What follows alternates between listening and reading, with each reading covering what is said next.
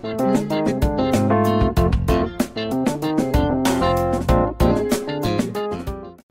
araw sa lahat ng Recontech subscriber.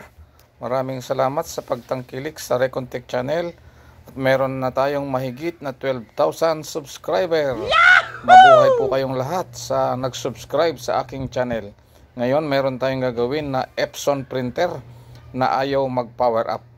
Tanggalin muna natin yung mga parts katulad ng mga ink para hindi naman magagalit yung may-ari. So ito yung bagong power supply niya na kanyang binili, spare sabi niya ay working, pero pag sinaksak naman niya ay hindi rin nagpa-power on. Kaya come on guys, let's do this. So ayan, yung isang 42 volts ay dumaan dyan sa switch na yan, tapos yung isa naman ay para sa power ng printer. So ating itetest ngayon yung spare niya na power supply kung working ba. Sa pinakagitna ng tatlong pin ay negative. Ayan, lalagay natin yung negative probe natin. Yun, nakasaksak na yan mga ka-Recontech. At meron nga tayong nasukat na 41.4 volts. So yung spare ng power supply na ito ay good naman mga ka-Recontech. Kaya atin nang buksan yung kanyang cover para makita natin yung mga parts sa loob. So ito na yung kanyang driver board na maliit. Ayan, aking itinuturo. At meron dyan dalawang tack switch na makikita na kadalasan yan ang nasisira. Yan, tack switch minsan ay hindi nagpa-function. Yan, yung tack switch na yan, dalawa. Kaya tetestingin natin yan mamaya kung yan ba ay mayroong continuity pag siniswitch. Ganon ating malalaman. Kakalasin muna natin yung mga connector para malaya natin na matesting. Hindi kaya tignan natin kung may nakakarating na 41 volts dito sa kanyang terminal papunta sa board. Yan, nakita nyo naman na ipinalagin ko na.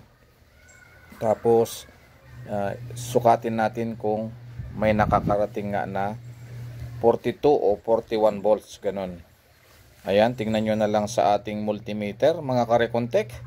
Ayan, meron tayong nakuha na 41.3 as you can see sa ating nare-read. So ibig sabihin mayroong output yung ating power supply module. Ayun, 42 pa nga wala nga lang, hindi nga lang nagtutuloy yung ating power dito sa circuitry niya.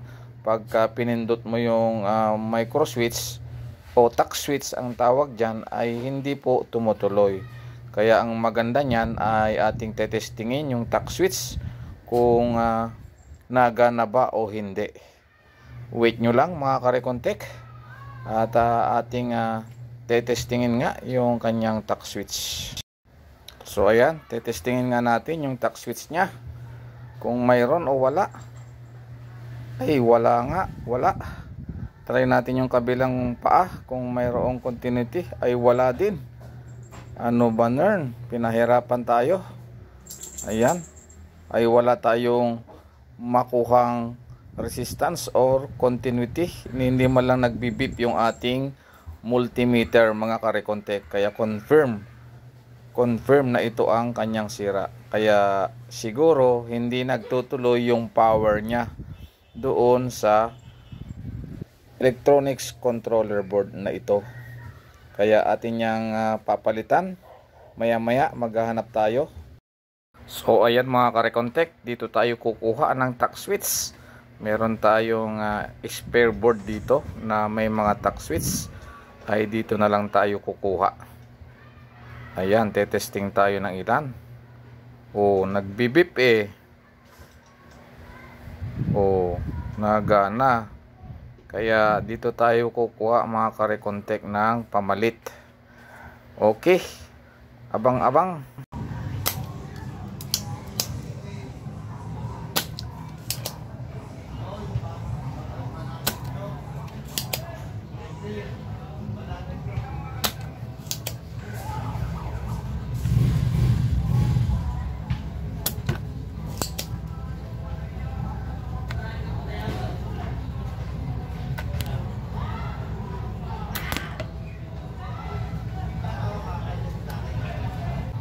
So ayan, nakabunot na tayo ng isa mga karekontek. Ayan, natanggal din. Ayan o, meron na tayo. Spare kailangan natin ay dalawa. So kuha pa tayo ng isa mga karekontek. Ayan, paharang-harang pa para hindi kayo mainip mga karekontek sa pag susubaybay sa ating ginagawang repair. Ay camera off muna tayo. So ayan, nakadali na tayo ng dalawa mga karekontek. Ayan o, kita nyo yan. So ating tetestingin yan via continuity mamaya pagka na install ko na. Ayan, inihinang ko na siya. Kaya wag na kayong mainip. Abangan nyo na lang sa ating pagtetesting mga karekontek habang tinutuloy ko yung ating paghihinang. So dapat ay pagka nagkaroon ng continuity ito ating tax switch, siyempre dapat tatawid na yung kanyang power. Yan. At yung kanyang SMD na PWM ay mag-ano na yon, makakakuha na siya ng signal. Ipa-power on niya yung buong circuit board natin para gumana siya at mag-initialize yung ating printer. Ganon, yun ang ating in-expect mga karekontek. At habang ini-inspect ko pa yung kanyang hinang ay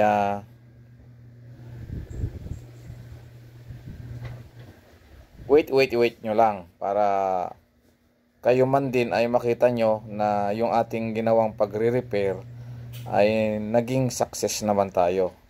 Ayaw nyo ba yon? Kasama ko kayo na naging success tayo. Kung kayo man din ay maka-encounter ng ganitong printer na ayaw mag-power on or dead set, sabi ng may-ari, ayaw mag-power on kasi nga sira po yung tax switch. Yan, tax switch. Atin ng pang pinali na ihinang yung tax switch natin. And then mamaya ay atin nang tetestingin. Ayan. Okay, lagyan natin to power.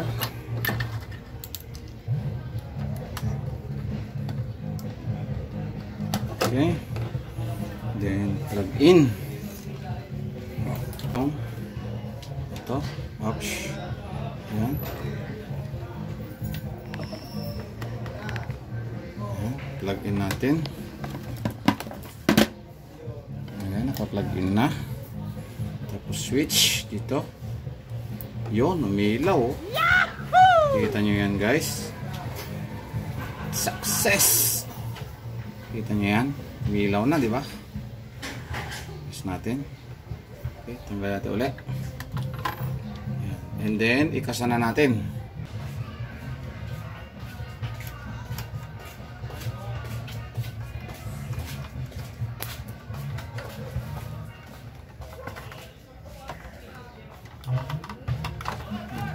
Ayan, switch natin. Ayun!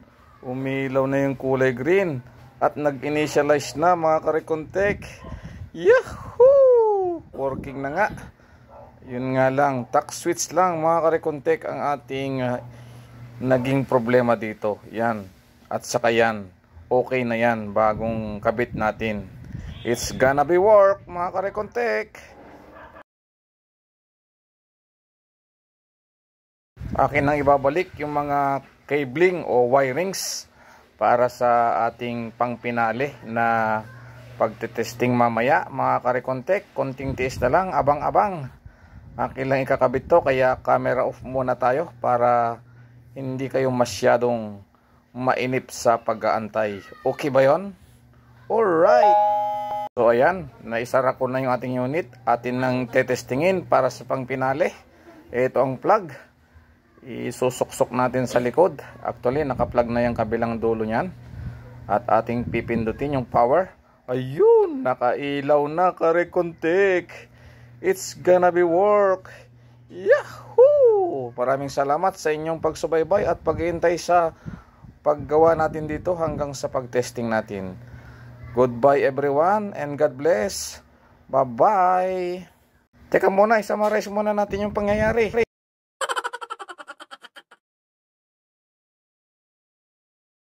So, ang naging problema, ayaw lang tumawid yung supply niya dahil defective yung tack switch. Ito, 2 piraso.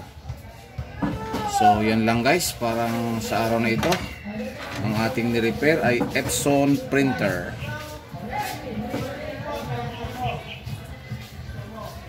First time natin na mag-repair ng Epson printer at naging success naman si Recontech. Hanggang sa muli, kung may natutunan ka sa pagre-repair natin sa Epson na to, ay huwag mong kalimutan na mag-subscribe sa Recontech channel para maging ikaw ay matuto rin na gumawa nito. Bye bye and God bless.